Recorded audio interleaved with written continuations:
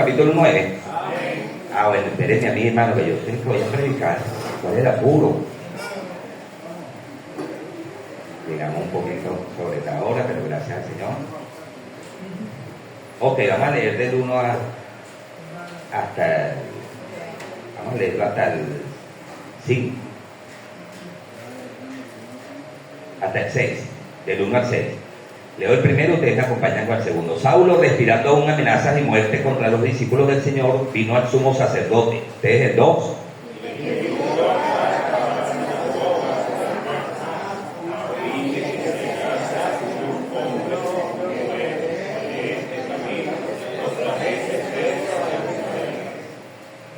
Mas yendo por el camino, aconteció que al llegar cerca de Damasco, repentinamente le rodeó un resplandor de luz del cielo.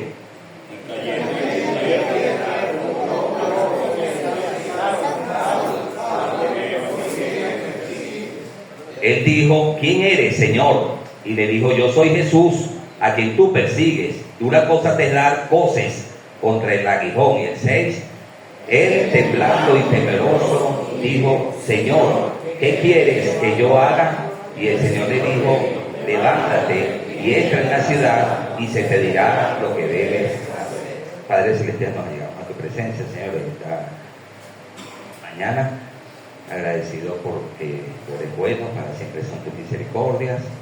Te rogamos, toma el control, Espíritu Santo, de mi persona en estos momentos, Señor.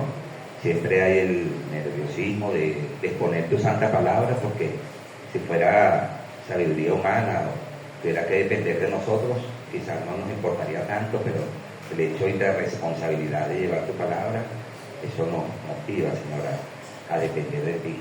Así que toma honor y gloria, como siempre lo haces en esta iglesia. En los méritos de Cristo Jesús oramos. Amén. Y tomen sus asientos, hermanos. Voy a ver la hora para que Luis Quintero ni Giovanni tuvieran allá a quitar los minutos. Ok. Vamos a... Ok, ubíquense. Fíjense, ahí están hechos los apóstoles, el bosquejo. Si quieren pueden apagar esta. Ah, no, sí se ve. Ok. Yo también lo... Ahí entonces lo primero que vemos allí, hermano, que Saulo reconoce precisamente, vamos a estar ilustrando allí en estos versículos, en los primeros versículos, que dice: Saulo, aún respirando amenazas de muerte contra los discípulos del Señor, vino al sumo sacerdote y le pidió cartas para la sinagoga de Damasco, a fin de que si hallase algunos hombres o mujeres de este camino, los trajese presos a Jerusalén. Mas yendo por el camino, aconteció que al llegar cerca de Damasco, repentinamente le rodeó un resplandor de luz del cielo. Hermano, en pleno mediodía, este hombre dice que respiraba aún amenazas de muerte, estaba persiguiendo a los discípulos del Señor, aquellos que estaban predicando. Para ellos era un nuevo evangelio, una nueva doctrina, estaban predicando algo que no estaba, por supuesto, para los fariseos, lo que ellos estaban acostumbrados a oír, era bajo sus doctrinas. Y Saulo de Tarso, para ese momento llamado Saulo de Tarso, porque es el Señor quien luego lo convierte, le cambia hasta el nombre. Entonces, pero vemos allí, hermano, que él, en el versículo 4, cayendo en tierra, oyó una voz que le decía: Saulo, Saulo, ¿por qué me persigues? Le hace la expresión de doble veces: Saulo, Saulo, ¿por qué me persigue? Había muchos que estaban con Saulo de Tarso en ese momento, pero el llamado fue personal, ¿verdad? Él le dice: ¿por qué me persigues? Y él enseguida, dice en el versículo siguiente, él le dijo: ¿quién eres, Señor? Versículo 5. Él le dijo: ¿quién eres, Señor? Y él le dijo: yo soy Jesús, a quien tú persigues. Dura cosa te dar coces contra el aguijón. Él estaba hablando básicamente que es como colocar una puya allí, hermano, de acero, y nosotros quererle dar patada a esa puya dura. Inclusive le dijo, prácticamente le dijo burla, le dijo dar coces, patadas, ¿verdad? Ni siquiera le dijo puntapiés, sino patadas contra el aguijón. Eso es lo que estaba haciendo Saulo de Tarso, en contra de Dios, está oponiéndose al cristianismo. Qué triste la historia de este hombre, que inclusive si ustedes recuerdan allí la historia, cuando matan a Esteban, los capítulos que ya hemos estudiado anteriormente, recuerdan que muere Esteban, dice que pusieron la ropa a los pies de ¿quién? Saulo de Tarso, ¿cierto?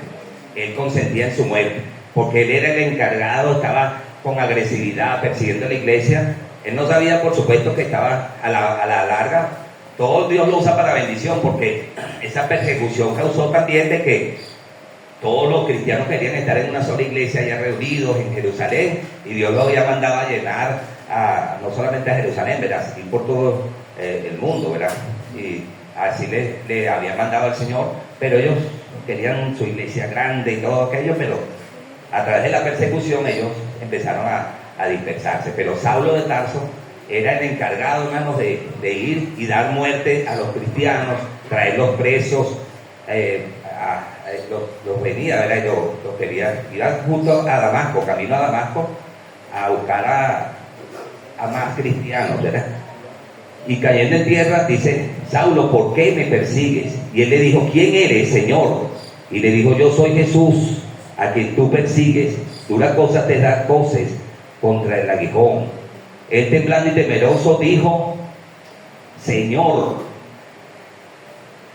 Fíjense bien esta palabra Señor, porque Saulo de Tarso está reconociendo de una vez allí, hermano, y es lo que vamos a ver esta mañana, hacer énfasis en eso, en que él reconoce la deidad de nuestro Señor Jesucristo de una vez. Esa palabra Señor, ¿verdad?, que Kyrios, tiene que ver con que él está aceptando de que él es Dios mismo, ¿verdad? Dice Señor, el versículo, digamos por el 6, ¿verdad? Él le dijo: Señor, ¿qué quieres que yo haga? Y el Señor le dijo lo que había de hacer, ¿verdad?, para ese momento. Dirá: levántate, entra en la ciudad y se te dirá lo que debes hacer. Increíble, hermano, que este hombre recién convertido ya estaba aceptando o queriendo hacer la voluntad de nuestro Dios. Ojalá que nosotros pudiéramos ser así, ¿verdad? La conversión de Saulo, vimos el versículo 1 hasta el 9, entonces después vamos a ver él predicar a los gentiles. Pero lo primero es que él dice: ¿qué quieres que yo haga? Qué bonito, hermano, qué interesante, o qué importante, mejor dicho, es que nosotros aprendamos o querramos hacer la voluntad de nuestro Dios. ¿Qué quieres que yo haga? Ojalá esa pregunta, nosotros, no importa cuánto tiempo tengamos de convertido, una persona que aceptó a Jesucristo como Salvador personal, lo primero que debe hacer es querer hacer la voluntad de Dios, obedecer. De hecho, el primer mandamiento que nosotros debemos obedecer como nuevos convertidos es el bautismo. Aquí ya está, por cierto, puedes abrirlo un poquito más para que se termine de llenar un poquito. Anoche lo dejamos allí porque por el riesgo de que se fuera a botar. Entonces, pero fíjense, el primer mandamiento es del bautismo. Recuerden la semana pasada cuando ya dio el hermano Félix las clases donde hablaba de Felipe y el etíope. Él se convirtió y dice que ambos descendieron juntos al agua y que enseguida le bautizó. Obedeció al Señor en el bautismo, porque básicamente una persona que recibe a Cristo, lo primero que quiere hacer es hacer la voluntad de Dios.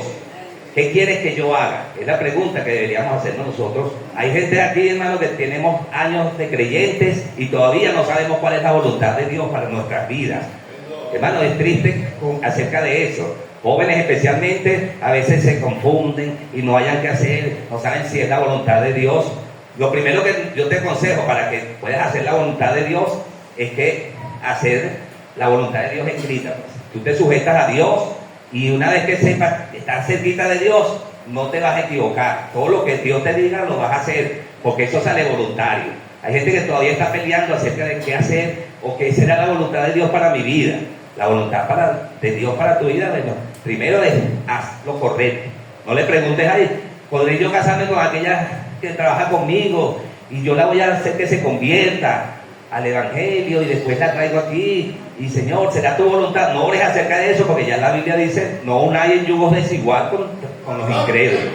Lo que está escrito, usted ya no tiene nada que contradecir, hermano. ¿Qué quieres que yo haga? Esa pregunta se la hace Pablo y ojalá que cada uno de nosotros nos la hagamos. ¿Qué quieres que yo haga, Señor, en mi vida? Ahora es importante, hermano, porque Dios tiene plan para nuestras vidas, pero somos nosotros los que nos desviamos. La voluntad de Dios, ojalá que siguiéramos la voluntad de Dios, los planes que tiene para nosotros, pero evidentemente nos desviamos y nos tardamos. Por ejemplo, cuando el Señor sacó al pueblo de Israel, era para 40 días y en realidad Dios tuvo que acabar con esa generación para sacarlo, y 40 años fue que duraron para poder salir de allá, lo que era para 40 días de recorrido máximo. Pero ¿por qué, hermano? Porque a veces nos cuesta hacer esta pregunta. Y otra cosa es que en cuanto a la voluntad de Dios, que si nosotros le vamos a preguntar a la voluntad de Dios, Él no le va a mostrar la voluntad de Dios a alguien que en verdad no la va a hacer, porque Él nos conoce a nosotros como somos, o lo que somos.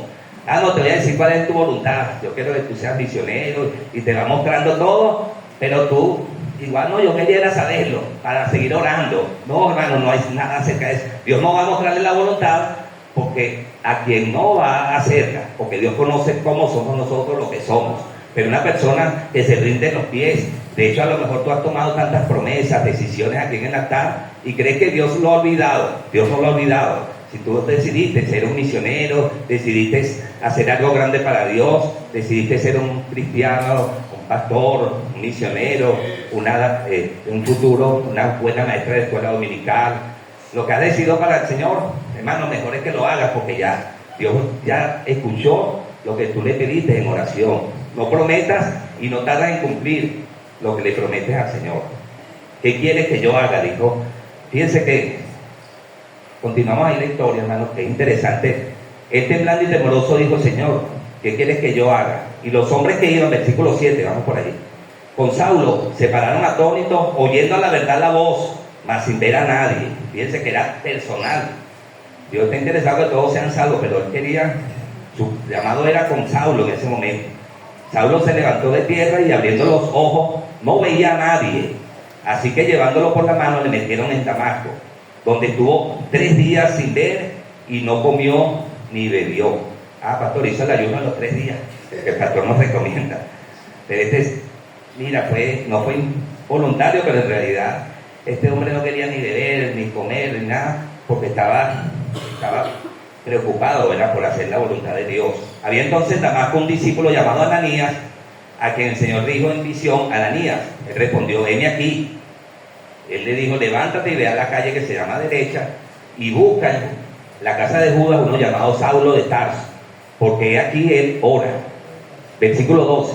Y ha visto en visión a uno llamado Ananías, que entre y le pone las manos encima para que recobre la vista. Entonces Ananías respondió: Señor, he oído de muchos acerca de este hombre, cuántos males ha hecho a tus santos en Jerusalén, y aún aquí tiene autoridad de los principales sacerdotes para prender a todos los que invocan tu nombre. Hermano, qué momento tan difícil para Ananías. Él está diciendo: Señor, y Dios sabe todas las cosas, tú me vas a mandar allá, me estás mandando a morir. Hermano, cuando es la voluntad de Dios, hágala, porque así sea el lugar. Yo recuerdo cuando mi mamá me decía, para Cabrera, cuando él decía que al principio tomando aquí la obra, ¿verdad? No, vete para otra parte, pero la Cabrera, ese sector tan peligroso, Oscar. Y me empezaba a reconvenir. Yo le dije: mamá, cuando es la voluntad de Dios, no hay lugar peligroso. Y es más, cuando estamos en la voluntad de Dios así, que Dios quiere que eso sea, en realidad, tú puedes estar en un lugar que sea muy seguro, entre comillas, pero si estás fuera de la voluntad de Dios, es el lugar más inseguro para ti, hermano. ¿Está entendiendo lo que estoy diciendo, hermano? Amén, hermano. Diga amén porque sea, porque ese silencio es cuando dice el pastor que el Señor. Pero ustedes pueden apoyarme con el amén. Pero no por gusto, tú te callas. Mentira, hermano.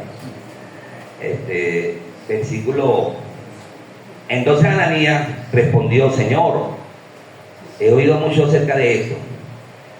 El versículo 15 dice: el Señor le dijo: ve, porque instrumento escogido me es para llevar mi nombre en presencia de los gentiles y de reyes y de los hijos de Israel, porque yo le mostraré cuánto le es necesario padecer por mi nombre.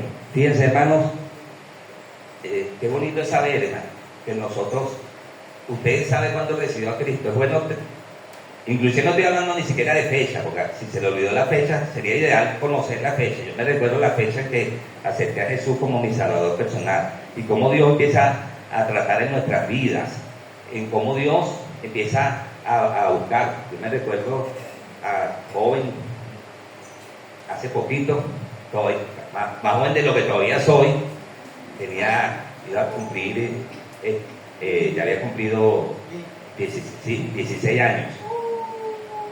No te callas. Uno. Y yo recuerdo por primera vez leyendo la Biblia, y me la llevé escondida a la casa, para que mi mamá no se diera cuenta. Me fui donde mi abuela y empecé a leer esa Biblia porque me la habían prestado. Por primera vez tuve curiosidad, la vi en una biblioteca y me dije, ay, gloria a Dios, que agarró la Biblia. Y me la prestaron casi que obligada. Y dije, no, eso era para... Pensé como un libro religioso, como algo.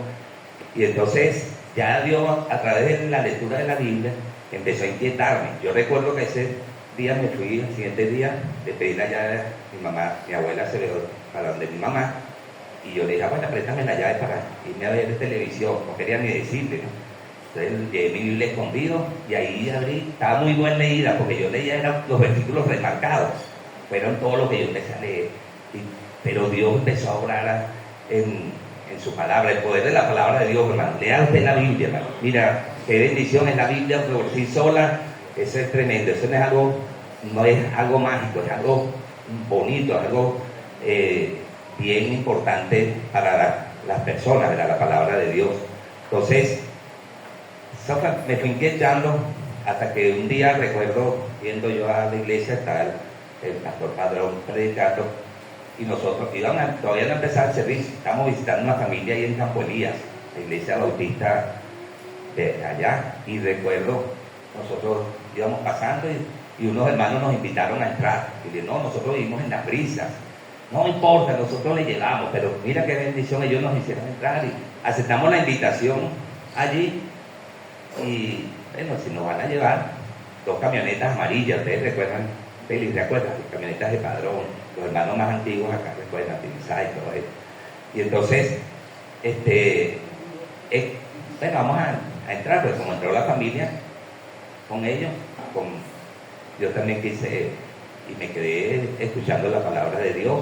Pero hermano, ese mismo día que yo oí del Evangelio, yo era bastante religioso, había hecho primera comunión, hacía esto, me gustaba, estaba así bien compenetrado con el catolicismo, porque tenía una sed realmente espiritual.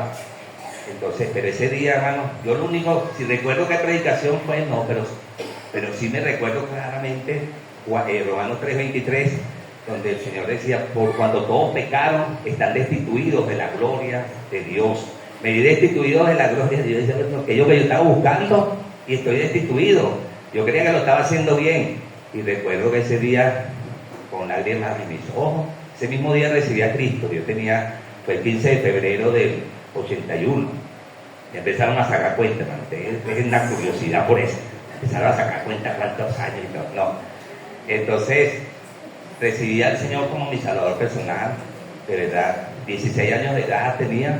Y mire, hermano, gloria a Dios, porque hay que tener ese encuentro con Dios personal. Hay gente que empiezan a decir, bueno, ayer nos sucedió, cuando hablando, y nos ha sucedido a veces que mira, gente que no estoy asistiendo. La semana pasada sucedió también cuando fuimos con Adela, aquella señora, porque hay gente que hacen oraciones así solo de emocionalismo, o porque sencillamente porque están acostumbrados a hacer una oración. Hay otros que no están acostumbrados a hacer oración y uno hay que guiarle. Pero hermano, acerca de eso no tenga usted ningún tipo de inconveniente. Usted dígale al Espíritu Santo que le muestre. Si la persona se le dé la oportunidad de ayudarlo a recibir a Cristo, usted ayúdelo para que encuentre. La iglesia fuérzalos a entrar, ¿entiende? Ayudarlo, buscar la manera, pero tampoco vamos a obligar para traer una lista de decir que ganamos 20 almas para Cristo. En 2 horas le salimos a ganar almas. No, tampoco así, hermano. No exagere acerca de eso. Usted pide al Espíritu Santo que diga si la persona está presta. Eso lo muestra el Señor, si no hay duda, hermano. De hecho, ayer tuvimos unos hablantes que yo te interrumpí, no. haga su oración personalmente. Le dije a ella si lo puede hacer y todo aquello. Hay momentos en que uno no va a decirle a las personas que hagan, para uno decir, bueno, ya gané un alma para Cristo, porque lo que puede hacer es que si esa persona cree que recibió a Cristo y no lo recibió, no hay arrepentimiento. El Señor dice, sin arrepentimiento no hay perdón de pecados. Tú puedes ser miembro de esta iglesia. Hay personas que están aquí y a lo mejor el Señor que va a decir, un día dirá, nunca os conocí. El Señor viniera hoy, muchos vamos a ser levantados, pero hay otros que se van a quedar pensando, ay, era verdad lo que decían los cristianos, era verdad lo que decían los evangélicos, ay, yo estaba jugando acerca de la salvación, yo les hice creer y hasta se bautizaron. Hermano, la semana pasada leímos acerca de Simón. Mire, hay gente que dice, es que hay que bautizarlo después que tú no estés seguro de que es salvo y ha dado testimonio y ha recibido 20 discipulados, no sé qué cuánto. Y entonces, ahí es que vamos a hacer, mire, de la salvación nosotros no podemos saber si una persona es salva más o no. El pastor siempre hace énfasis en eso, porque nosotros no podemos juzgar acerca de la salvación. Hay gente aquí que se han convertido en predicaciones que estuvieron aquí, hay jóvenes aquí presentes, y no voy a decir nombres, pero ustedes saben que es así, que han pasado luego a recibir a Cristo y estuvieron años con nosotros y después dijeron, pasando aparentemente la vergüenza, pero no importa, ese más bien es valentía, decir, mira, yo recibí a Cristo y después fueron bautizados y la gente se sorprendía. Y ese no tenía años aquí con nosotros, y este no es el que dirige, este no es el que, no importa, hermano, prefiero que usted pase la vergüenza hoy y diga, yo voy a recibir a Cristo y esta vez sí voy a ser bautizado por la iglesia bautista, por una iglesia neotestamentaria, con la autoridad que la iglesia entregue, ¿verdad? Y entonces, hermano, acerca de la salvación, nosotros no sabemos, el Señor ahí, cada uno tiene un testimonio. De hecho, cuando una persona nace, hay unos que, las mujeres a veces por force, otras por cesárea, otras naturalmente, otras siempre con el dolor, otras con menos dolor que antes, otras porque les duele y dicen que no van a parir más, pero ya tienen 10 muchachos porque después se les olvida al venir al nacimiento, se les olvida. Dame audio. Ajá, gracias, hermano.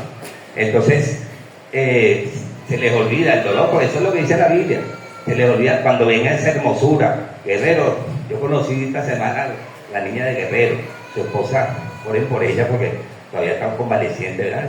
Y la cesárea eso dura para cicatrizar, hay que tener paciencia, pero tipo de nacimiento, pero después cuando vemos a ese niño, a esas mujeres se les olvida porque es más maravilloso el nuevo nacimiento. Una persona que recibe a Cristo, es más, el Señor Jesucristo le dijo a Nicodemo, es necesario nacer de nuevo. Y él dice, ¿cómo puede uno nacer siendo viejo? Voy a entrar al vientre de mi madre y volver a nacer. Y era un hombre doctorado de las leyes de fariseo, un hombre que conocía, pero a un religioso tuvo la necesidad de saber cómo era eso acerca de la salvación. Y el Señor siempre predicó fue el arrepentimiento primeramente. Una persona puede hacer oración, pero si no se ha arrepentido, va a perecer igualmente. Es necesario usted, háblele acerca del pecado. Dígale, usted necesita salvación, usted va a ir al infierno si no se arrepiente. De hecho, hay personas aquí esta mañana que están escuchando de esta conversión de Saulo de Tarso. Este era un hombre, no era tan malo como es usted. Él tiene pecado, porque todos somos pecadores por naturaleza. Pero este era un hombre asesino, un hombre que estaba persiguiendo a los evangélicos, los mataba, los perseguía, les daba muerte y él creía que estaba haciendo la voluntad de Dios, pues. Él creía que estaba haciendo lo correcto, en contra de esas doctrinas nuevas, esos que predican a ese. Él no creía en Jesús. Él decía, oyó hablar de Jesús, pero como la mayoría de los judíos, es una religión más, es un hombre que murió. Pero la demostración o la diferencia es que nuestro Señor Jesucristo no fue una religión más. Él es el único que resucitó de entre los muertos. De hecho, hoy día domingo celebramos que Jesucristo resucitó y hoy por eso celebramos la resurrección de Cristo, hermano. ¿Me entienden? Entonces nos reunimos los domingos en base a esa la resurrección. Y si nosotros, de hecho la Biblia lo dice, si Cristo no resucitó, van a nuestra predicación, van a todo lo que estamos creyendo, porque estamos predicando entonces a un Cristo muerto. Pero no, Cristo resucitó al tercer día y hoy predicamos un Cristo real, hermano, un Cristo vivo. Amén, hermano. Voces en eso, hermano. Es una realidad que hay en nuestros corazones. Hay muchas doctrinas, hay muchos usted pudiera ser religioso, porque a veces nos hacemos tan religiosos y no tenemos un día en que recibimos a Cristo, que podemos tener la fecha, que nos recordamos cómo el Señor entró en nuestras vidas, y lo tomamos tan en poco, hermano, que a veces hasta nos cuesta venirnos un día domingo, o nos venimos así como que tenemos que venir, o porque ya nos hicimos, que ya es algo como religioso, para que no me digan, para que no me llamen, para que no vayan a decir que no vine. Hermano, qué triste es acerca de eso. Ese no es un verdadero cristianismo. Una persona agradecida a Dios debe estar aquí, pero contenta, emocionada, diciendo: Señor, gracias por haberme salvado. Estoy de verdad feliz por haberme llamado. Saulo de Tarso, hermano, usted debe tener un tiempo en que reciba a Cristo como Salvador personal, y entonces después hacer la voluntad de Dios. Fíjense, continuamos allí. Ve por qué instrumento. Vean el versículo 15. El Señor le dijo: ve, porque instrumento escogido me es para llevar mi nombre en presencia de los gentiles y de reyes, de los hijos de Israel. No podía ser cualquiera, porque este hombre preparado, hablaba varios idiomas, Saulo de Tarso, y Dios dijo: mira, a este que yo lo necesito, porque yo le mostraré cuánto es necesario padecer por mi nombre. De hecho, vean el versículo 23, que Pablo, siendo perseguidor, ahora es el que va a ser perseguido. Pasados muchos días, los judíos resolvieron en consejo matarle, pero sus acechanzas llegaron al conocimiento de Saulo. Ellos guardaban las puertas día y noche para matarle. Entonces los discípulos, tomándole de noche, le bajaron por el muro, descolgándole en una canasta. De perseguidor pasó ahora a ser perseguido. Tremendo, man. Hay gente que se opone a la palabra de Dios, pero después son los primeros que están predicando y son los grandes hombres de Dios. Hermano, predique, porque usted no sabe qué jóvenes de estos. De hecho, nuestro pastor no era gran cosa aquí en el barrio, tampoco era un malandro ni nada, pero un hombre justo, un hombre que si tenía que agarrar algo para estar en contra de los que están, lo hacía, man. A mí mismo me defendió. Aquí cuántos malandros por ahí metiéndose en el pastor en aquellos tiempos, y usted podía contar con wifi para que hablar con ellos y tener valentía. Un hombre que ayudó inclusive a aquellos jóvenes que después de convertidos, aquellos jóvenes que estaban en malas conductas o lo traían de otra iglesia, en aquella casita allá abajo, de ayudarlos durante la semana, de ayudarlos a salir de las drogas, de malas conductas. Y un hombre, pero hermanos, ¿qué esperábamos nosotros de este joven? Yo recuerdo, yo le di el plan de salvación a Jesús Mendoza. Le prediqué ese día y yo mismo le di el plan de salvación en aquel localcito pequeño cuando empezó la iglesia aquí. Y no sabían, mira, hermanos, qué bendición. Jesús Mendoza, padre de 2 misioneros, 2 buenos predicadores. Hoy día este hombre, por supuesto, van a utilizar, tú invitaste a un campamento, por cierto. Ahorita esa mañana tu campamento de los jóvenes. Usted no sabe cuántos jóvenes que usted va a traer mañana serán los futuros líderes en esta congregación, hermano. Estos jóvenes que están sirviendo hoy día, usted lo desecha hoy día y dice: que son malas conductas, y de verdad que a veces provoca. Pero nuestros jóvenes son algo bien bonito, bien especial. Pero especial, hermano, de verdad que nuestros jóvenes, usted no es por estar comparándolo con iglesias, pero usted vea a nuestra juventud consagradas al Señor, sirviendo como sea. Ahí estaba diciendo yo que estaba de broma de United, pero es verdad.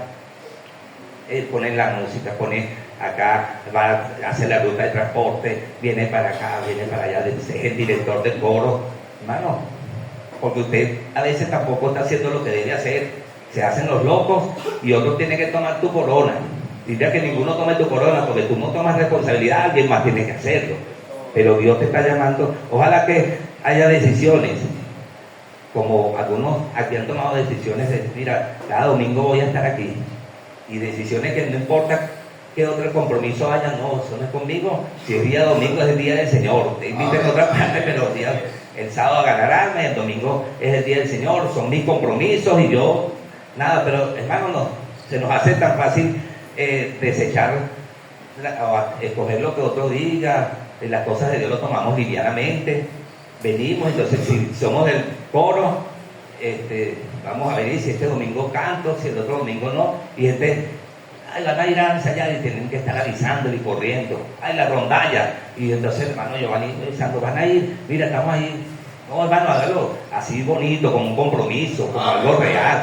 Nosotros teníamos un devocional acerca de eso, justamente, hablando del buen pastor. Nuestro pastor, su vida, él mismo dice, mi vida doy por las ovejas. El Señor nos escatimó esfuerzo por nosotros, y a nosotros se nos hace difícil tener que cumplir 2 o 3 horas de estar con el Señor aquí, hermano, un día domingo o un día miércoles al servicio.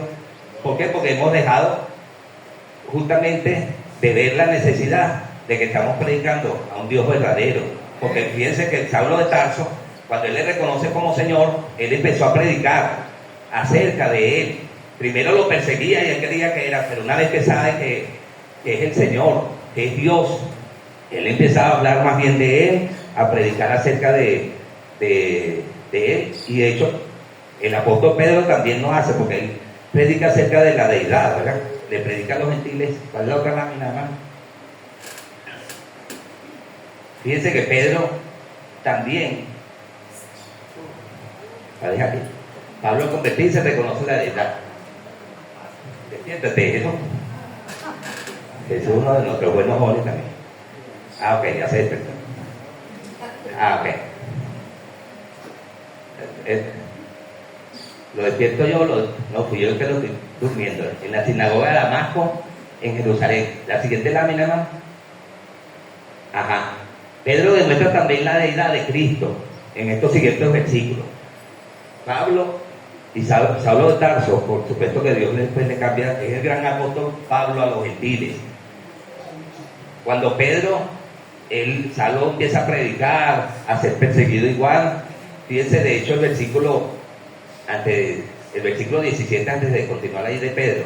Fue Ananías y entró en la casa poniendo sobre él las manos y dijo, hermano Saulo, el Señor Jesús que se te apareció en camino por donde venías me ha enviado para que reciba la vista y seas lleno del Espíritu Santo. ¿Qué dice ahí, hermano Saulo? Hermano, que él nos habla eso de perdón. Él había oído de que él había matado hasta algunos familiares, gente de la iglesia, pero él ahora le dice, hermano Saulo, qué bonito es el perdón, hermano. Tenga usted cuidado con estar con diferencia con sus hermanos. Ame a sus hermanos. Hermano Saulo, con ese cariño, con ese bienvenido. No de hipocresía o de apariencia, no, sino, hermano, qué bendición, amor fraternal. Hermano, qué bueno que estés aquí, hermano, qué bueno que estás ganando alma con nosotros. Hermano, qué bendición, estoy orando por ti y de verdad ore por ellos.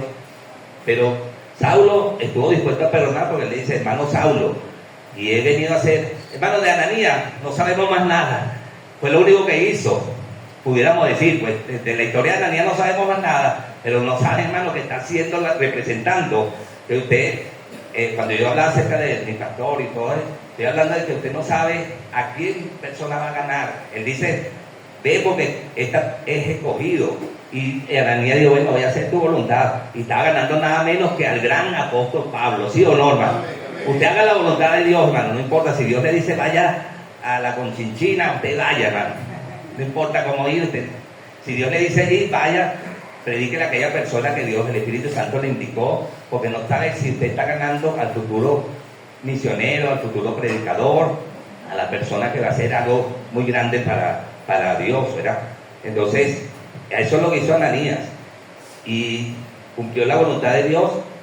Él recobra la vista, luego empieza enseguida, versículo 20 dice, enseguida predicaba a Cristo. Ay, cuánto necesito doctrina, cuántos discipulados para aprender a ganar almas. No, hermano, salga a ganar almas y Dios después le ayuda. Mira, salga con algunos ganadores de almas y usted después se prende en fuego y aprende a hacerlo. Si no diga como aquel, bueno, yo no sé si era pecador o no. Algunos empezaron con el ciego, ¿se acuerdan que? Yo no sé si es pecador o no, pero una cosa solo sé, que antes era ciego y ahora veo. ¿Sí o no, hermano? Antes yo hacía esto, yo era borracho y ahora no soy borracho. Yo recibí a Cristo y cambié, ¿sí o no, hermano? Lo malo es que si tú no tienes buen testimonio no puedes decir eso. Si no has cambiado, entonces mejor es que esta mañana cambies. Le diga, Señor, yo quiero cambiar, yo quiero estar seguro de recibirte, dame perdón, yo me arrepiento de corazón y ahora me voy a andar en vida nueva, porque el Señor da poder para que nosotros tengamos poder sobre el pecado. No de la presencia del pecado todavía, es verdad, pero por lo menos si usted tampoco, si usted es el mismo cristiano, entre comillas, o la misma persona de antes, mejor es que se examine, porque a lo mejor usted no le ha nacido, usted no ha nacido de nuevo, usted necesita recibir a Cristo y Él va a ayudarle a cambiar, hermano, no hay duda acerca de eso. Fíjense que Pedro, versículo 32, vamos a ir rápido acá. Avísame cuánto tengo, no le voy a preguntar a Quintero, porque ese, voy a preguntarle a uno más espiritual. ¿Cuánto? Ah, no, vale, me dio el doble, me dio 10. Gracias. Si te pregunto, la semana que viene te pregunto otra vez a ti, Quintero. ¿Quieres escuchar predicación hoy? Esos mujeres son una bendición. Cuando estás durmiendo. Digo, le dije mejor, ¿verdad? Versículo 32. Aconteció Pedro visitando a todos, vino a los santos que habitaban en Lida. Versículo 34 dice, y Pedro le dijo, Eneas, Jesucristo te sana, levántate y haz tu cama, y enseguida se levantó. Dice que hay uno llamado Eneas, que tenía 8 años en cama, era un paralítico. Recuerden que había hecho, en el capítulo 2 o 3, también había hecho Pedro un milagro acerca de un paralítico. En este caso, este es otro, este es Eneas. Pero fíjense con Pedro, habla de la deidad, dice, de la deidad en el sentido de reconocer. Mire, Pedro, Jesucristo te sana. O dice Pedro te sana, lean ahí para decirse Pedro. Mientras yo tomo agua aquí.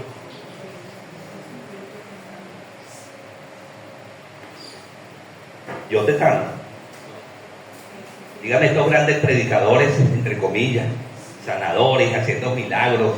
Ustedes están viendo tantas esos programas que lo que hacen es hacerle creer otras cosas. Gente que se meten en los Facebook, empiezan a hablar del diezmo en contra y de los pastores y empiezan a debilitarse, hermano. Ustedes se dicen ya de esas cosas. Usted venga a aprender de la palabra de Dios aquí, hermano. Es suficiente, porque eso lo que hace es traerle perturbación y empezar a sentir, ¿será verdad que es el diezmo? No. ¿Será verdad que es esas sanidades que hacen?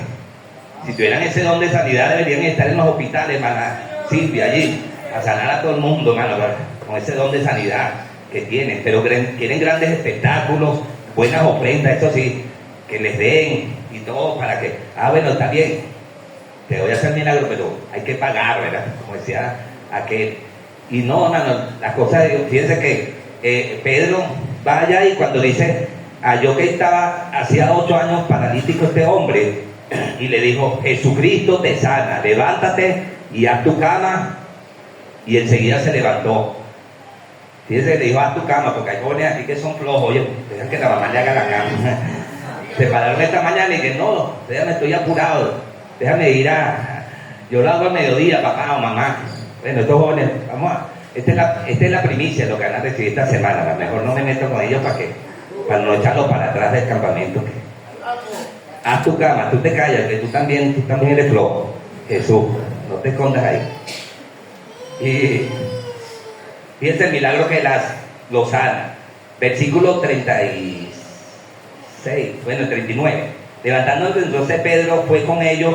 Cuando llegó, le llevaron a la sala donde rodeaban todas las viudas, llorando y mostrando las túnicas y vestidos que Dorcas hacía cuando estaba con ellas. Entonces, sacando a todos, Pedro puso de rodillas y lloró. Y volviéndose al cuerpo, dijo, Tabita, levántate. Y ella abrió los ojos. Al ver a Pedro, se incorporó.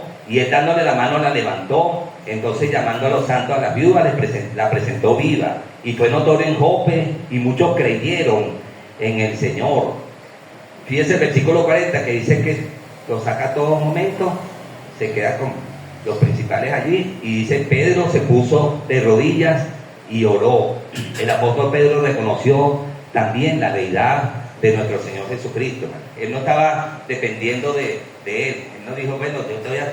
Fíjense los milagros como ocurren. El primero es de una sanidad de un paralítico, bien importante, ¿verdad? Oye, es algo maravilloso. Pero ahora viene otro milagro más grande, que es este milagro de una persona. Esta Dorcas o Tabita había muerto. Todo el mundo la reconocía por sus buenas obras. Todo el mundo empezó, las viudas llorando, porque era una persona muy buena gente, dadivosa, generosa. ¿Cómo te reconocen a ti en el barrio? Como la chismosa del barrio. o como una persona así que ayudas, que una persona que es digna de confianza, una persona que dice, no, dale seguro que, dale el dinero a él, porque es un evangélico, es una persona cristiana, una persona digna de confianza. Pero es triste que tantos malos testimonios, que ya la gente ni siquiera cree en los evangélicos. Cuando vamos a meter a, no, pero que no sea evangélico, porque son muy flojos. Es triste que vayan a decir eso, hermano. No, hermano, usted debe ser, yo siempre he dicho que usted debe ser el mejor en su trabajo, en la escuela. El cristiano debe ser el mejor testimonio. Yo no es por nada, pero desde muy joven recibía al Señor. Yo recuerdo aquel día que recibí a Cristo, yo decía, puche, ¿cómo? Me costó decirle a mi mamá, pero esa misma noche le dije, mamá, ¿sabes qué?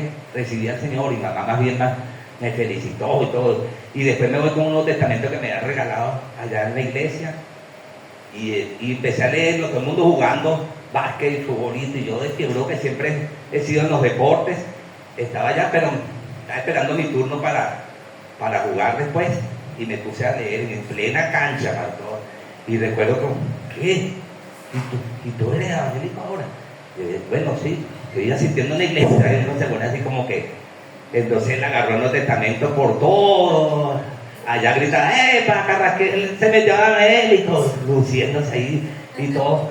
Pero de verdad que yo no sentí pena. Yo le dije, mira, me hizo el trabajo, en serio me gozo. Yo quería saber cómo hacerlo, y él más bien me ayudó. Todo el mundo burlándose, es verdad, pero no importa. Yo seguí leyendo después mi Biblia, y como una persecución, tranquilo. Y de verdad que fui testimonio. Fui el mejor, siempre fui el número uno, no por jactanza digo esto, pero en así sea en la universidad, en cada curso donde yo estuviera, y dando testimonio. Ahí está, presenté hermana Silvia el doctorado, ¿se acuerdan? Y ahí yo defendiendo mi tesis allá y dándole la gloria a Dios. Hablaba de la resiliencia, pero decía, esa resiliencia me la da el Señor en mi corazón. ¿Sí o no? Ahí yo dije, está la mala que no me hace cerca de mentir. Cuando defendí mi tesis, estaba mi hija y estaba mi yerno allá defendiendo la tesis del magíster también. Y yo dije, ahí estaba yo defendiendo, lo primero dije, cuando empezamos a hablar de las leyes, dije, bueno, esta es la primera ley, la palabra de Dios, la primera sobre todo, está nuestra hermana Luisa, abogada, pero la primera ley sobre las leyes, la Biblia, la palabra de Dios, ¿entiendes? Entonces, bases legales, sí, aquí están las bases legales, pero la Biblia, y dando siempre testimonio acerca de que el Señor y Dios nos encarga. A veces no sabemos dónde Dios nos escoge, pero a todo el mundo no va a tener quizás la misma oportunidad. Hay otros pero a mí eso no me importa, donde Dios me mande que sea a predicar, sea aquella que porque es pobrecito, no estoy con eso acerca de verdad. Y nosotros tenemos que estar acerca de hacer excepción de personas, pero sí es bueno que nosotros, importante, que nosotros seamos buen testimonio en todo momento. En el barrio, que la gente pueda decir, cónchale, ese es un vocero, ese es el consejo comunal, que sea lo que sea, pero o no eres nada sino un cristiano más, porque también está el otro extremo, que hay unos, pues, los testigos de Jehová no creen en nadie, y la gente no se habla mal, porque es que no creen en nadie, pero que tampoco colaboran en nada, no son capaces de dar, porque ellos piensan que todo es idolatría, no oran, no ponen allá los himnos nacionales, no colaboran, no hacen nada, porque ellos creen que todo es la iglesia o la asamblea, como le llaman ellos. Entonces, no, hermano, usted tampoco sea ese tipo de llamados cristianos. No se involucre con ellos en todas las cosas, en lo que le vaya a causar mal.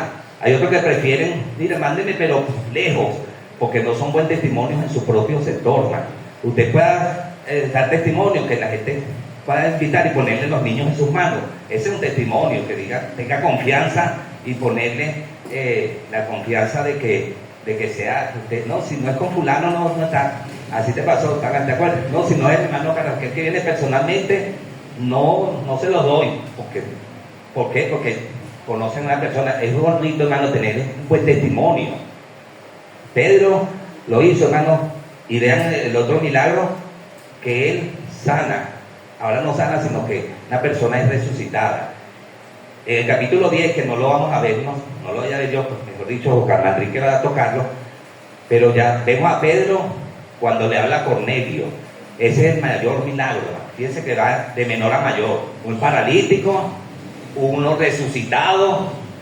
Porque usted me dice, la resurrección es lo más grande. Le voy a decir que no, porque esa persona de todas maneras va a volver a morir, ¿sí o no, hermano? Igual va a morir, pero una persona, el milagro más grande es el nuevo nacimiento, porque una persona recibe a Cristo como Salvador personal, y entonces nosotros vamos a ver solamente una muerte. Y de paso, déjame decirle, si yo viniera hoy, ni siquiera una muerte vamos a mirar. Una persona que muere sin Cristo tiene doble muerte, la muerte que ya está muerta espiritualmente, y después dice en la Biblia que le espera la muerte segunda, la condenación y el fuego eterno.